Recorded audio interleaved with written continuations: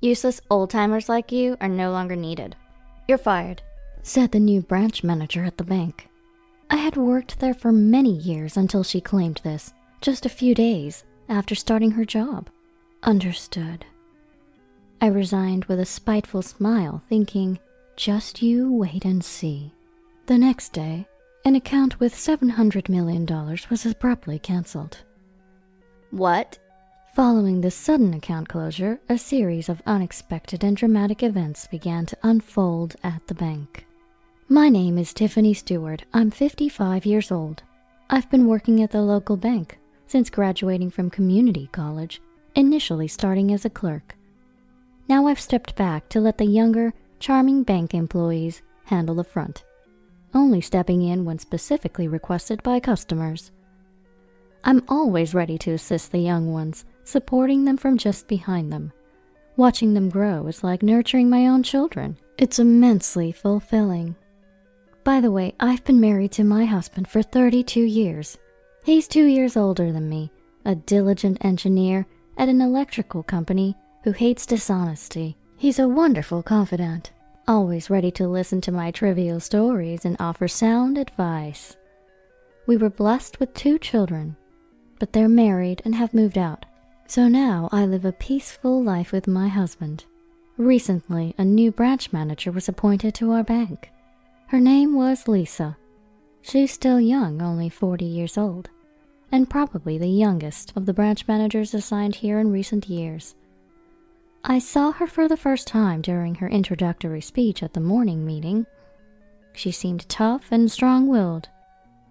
Under my leadership, this branch will become more vibrant and achieve the best performance nationwide. I need everyone's cooperation, so let's work hard together. Her clear and firm manner of speaking wasn't really my cup of tea. After the meeting, the assistant branch manager began showing Lisa around. He was introducing Lisa to the staff. Following our usual routine of cleaning after the morning meeting, I began wiping the windows by the waiting area. Then Lisa and her group approached. "Mrs. Stewart, may I have a word?" "Of course, what is it?" I responded with a smile. "This is Lisa, our new branch manager. Lisa, this is Mrs. Stewart, our longest-serving employee who's been here for about 35 years. If you have any questions, she's likely to have the answers." As the assistant branch manager introduced me, Lisa scrutinized me as if evaluating me. "Tiffany Stewart, pleased to meet you. I'll do my best, but I'm not as capable as the assistant branch manager makes me out to be." I greeted Lisa, feeling a bit tense in front of her assertive presence. "Nice to meet you. Somehow you suit window cleaning." "Excuse me?" As I stood there stunned, Lisa laughed. I thought you were a janitor. My mistake. If I have questions, I'll come to you, Mrs. Stewart. See you later." "Sorry about that, Mrs. Stewart." Sure." Then they moved on to the conference room. I had never been mocked so blatantly upon a first meeting. What a rude person. Turning to a young girl tidying up scattered magazines nearby, I couldn't help but ask, "Hey, do I really look like a janitor?" Not at all, Mrs. Stewart. You definitely have a dependable mom vibe, but you also carry the aura of a veteran banker. That branch manager's got a nasty attitude on her first day. I can't tell if that's a compliment or not. As we chatted, I thought maybe asking the young girl wasn't the best idea. But being called mom-like might not be entirely off the mark. I do tend to fuss over the younger ones. Sometimes I think I might be a bit too nagging. Afterwards, the assistant branch manager continued showing Lisa around. But it was her behavior that dominated the conversations in the break room. I was listening in, and it seemed like nobody had a good impression of her. Given her attitude, that seemed about right. But who knows? Maybe she's as capable as she appears. As she said in the morning meeting, maybe it takes someone as assertive as her to lead and expand this branch. I decided it's not good to jump to conclusions, and resolved to observe her for a while. After work, I went home and told my husband about Lisa. He seemed displeased upon hearing about her. "That sounds like an unpleasant addition, since you can't just run away from your job. Just try not to interact with her as much as possible." He consoled me. I decided to stay away from Lisa as much as possible. At the morning meeting the next day, the assistant branch manager announced he would be away for 4 days on a business trip and asked us to manage things in his absence before leaving quickly. Lisa was sitting at her desk, arrogantly reading the newspaper. I was called over by Lisa, and wondering what she wanted, approached her. "Can't you see I'm reading the newspaper?" she said. Confused, I watched as she sighed and looked exasperated. "Don't you get it? Could you make me coffee?" What? Okay, I'll get it for you. I was surprised. What arrogance. I went to the break room to prepare her coffee and found another male employee venting his frustrations to a female colleague. He was upset because Lisa had criticized his performance from last month. True, his contracts were the lowest, but it seemed like a fluke, since he's usually not like that.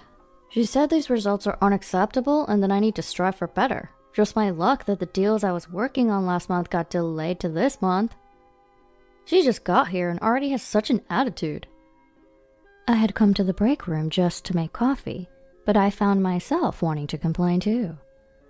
I didn't say anything, trying to be the bigger person, but inside I was shouting, "What's with this branch manager?" From then on, every morning as she started reading the newspaper, she would command me to bring her coffee.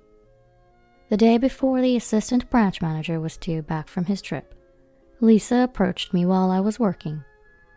"Mrs. Stewart, do you have a moment?" "Yes, what is it?" "What exactly is your job here?" Lisa's sudden question caught me off guard, but I answered. "Currently, my main role is assisting with the clerk services." "Is that all?" "No, I also do things like cleaning the branch and checking the parking lot." "So you're not really doing anything significant, right?" I was stunned. Well, perhaps not. "See, we're planning to bring in cleaning robots for the bank. That means your job will be redundant, won't it?" Her words were loaded with implication. What exactly are you suggesting?" Lisa put pressure on me. "Even the clerk support, a staff member can handle that alone. You're just helping out. That's a waste of labor costs, don't you think?" "So are you saying you want me to quit?" "That's right. There's no need to keep someone who can't contribute productively, is there?" I just looked at Lisa in silence. She was looking down on me. "What a company needs is a young, promising talent. Don't you agree? Old people who just collect a salary should be weeded out early." Lisa said this with a forced smile, then leaned in close and whispered in my ear. "Useless old-timers like you are no longer needed. You're fired." Having been told this, I saw no reason to continue working here. Understood. It's too bad, but I'll accept it. It was mutually agreed that Lisa would fire me. "I have a lot of paid leave left. How long should I keep coming in?" "Oh, is that so? Well, you don't need to come in starting tomorrow." "All right. It was short, but thank you for everything." Saying this, I hurried to start my resignation process. Lisa, seemingly pleased with herself, returned to her desk with a satisfied look. I felt frustrated at being manipulated into resigning, but also felt a sense of relief at leaving. If she's written me off as incompetent, she's probably mistaken. Imagining what might happen next, I couldn't help but smile. "Mrs. Stewart, Mr. Young is here for you." A staff member at the reception informed me that one of my clients had arrived. Having worked at the clerk window for over 30 years, I naturally developed close relationships with many clients. Mr. Young has been trusting and using this bank for over 20 years because of me. "Thank you, I'll be right there." Well, I guess this will be my last time to see these clients.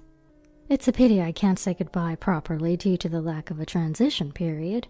I feel very sorry for that. I know I must provide my best service to the clients today. With this thought, I headed to where Mr. Young was seated. As my last day at work turned out to be so sudden, I said my farewells to my colleagues in the locker room after finishing my duties. They were shocked at my abrupt resignation and openly expressed their anger towards the branch manager. "How can she not understand how much we rely on you, Mrs. Stewart? Who will we turn to in times of trouble once you're gone?" "That's right, and it's not just us. Many of the longtime clients also depend on you, Mrs. Stewart." They looked like they were about to cry. I'm also worried about the clients. I'm sorry to leave without saying goodbye, but if they ask about me, please explain the situation. You got it. We'll take care of it. Thank you. I'm really sorry for the abrupt resignation. If you ever have any trouble, feel free to call me. With that, I bid farewell to the bank I had served for many years. The next day, around lunchtime, I received a text from one of the bank staff.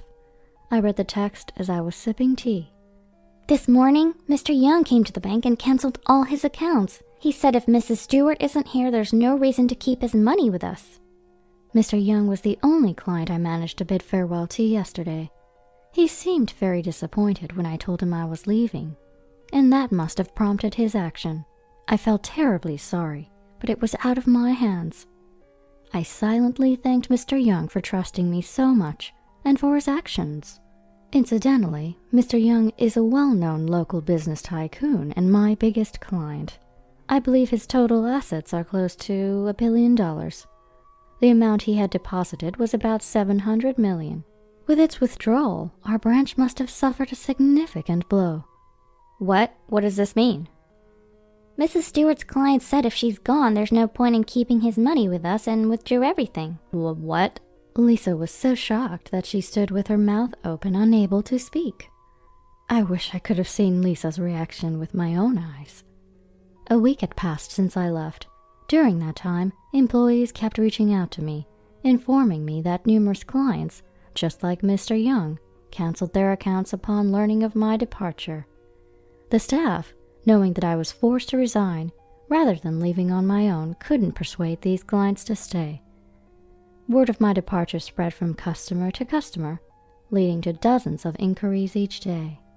Following these inquiries, the clients would invariably come in the next day to close their accounts. As a result, Lisa apparently spent her days pale-faced and fearful. The branch was even in jeopardy if the withdrawals continued.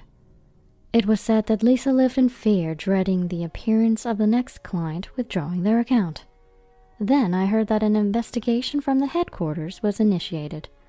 In just over a week since my departure, the total amount of withdrawn accounts had exceeded $2 billion. The assistant branch manager confronted Lisa. Why did you decide to let Mrs. Stewart go, Lisa? Anyone would realize that a veteran like Mrs. Stewart had long-standing relationships with our clients. How are you going to handle this situation? Every day she was besieged with anger and urgency. Then Alex, the director from headquarters, arrived for the investigation.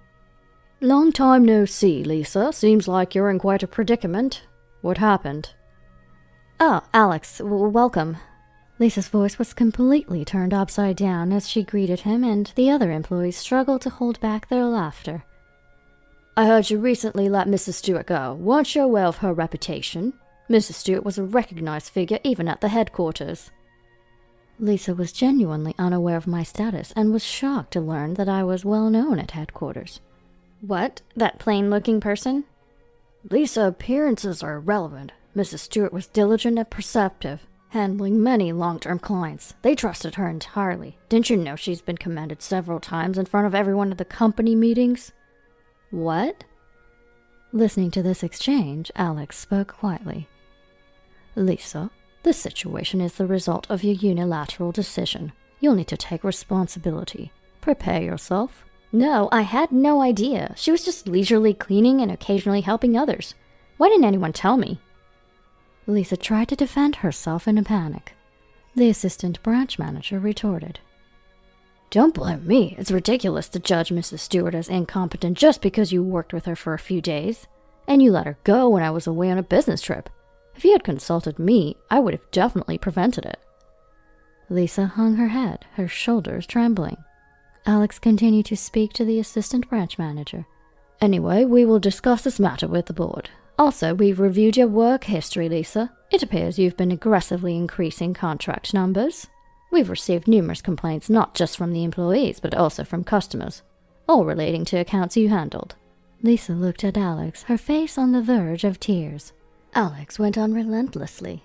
Our bank prides itself on honesty with customers. Your approach would never earn their trust. Moreover, you fail to recognize the efforts of dedicated employees like Mrs. Stewart. This incident has made it clear that you lack managerial skills. In any case, Lisa, don't expect a bright future. With that, Alex returned to headquarters. Lisa, I heard, collapsed on the spot, dazed and unable to move for a while. During my time as an employee, I had been nominated by several clients thanks to my long service at the counter. These included executives, CEOs, chairpersons, private investors, and proprietors of large deals.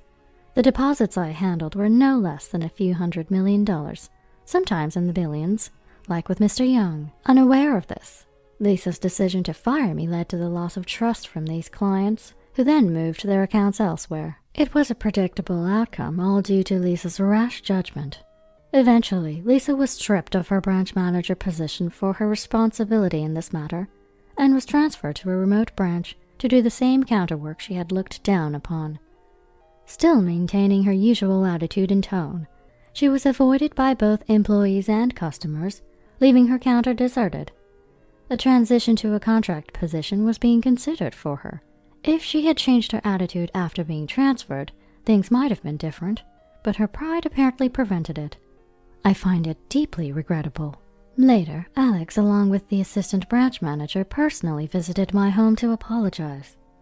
"We're truly sorry for the way we treated you, Mrs. Stewart, a model employee.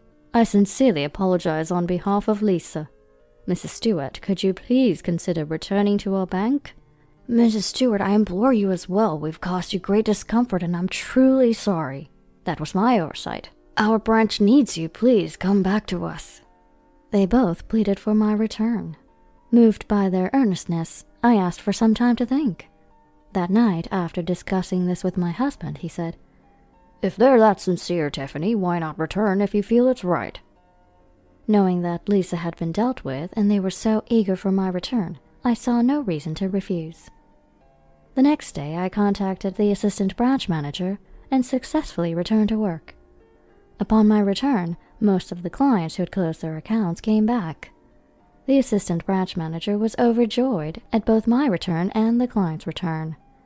I doubt I'll ever see a grown adult cry so much in gratitude again. It turns out our branch was on the verge of being absorbed, but that was averted thanks to the returning clients. The assistant branch manager was now the acting branch manager due to Lisa's transfer. He's a bit timid, but a good supervisor who pays attention to those around him. I'm relied upon, so I must work hard to meet expectations. This incident has reminded us all how vital mutual trust is.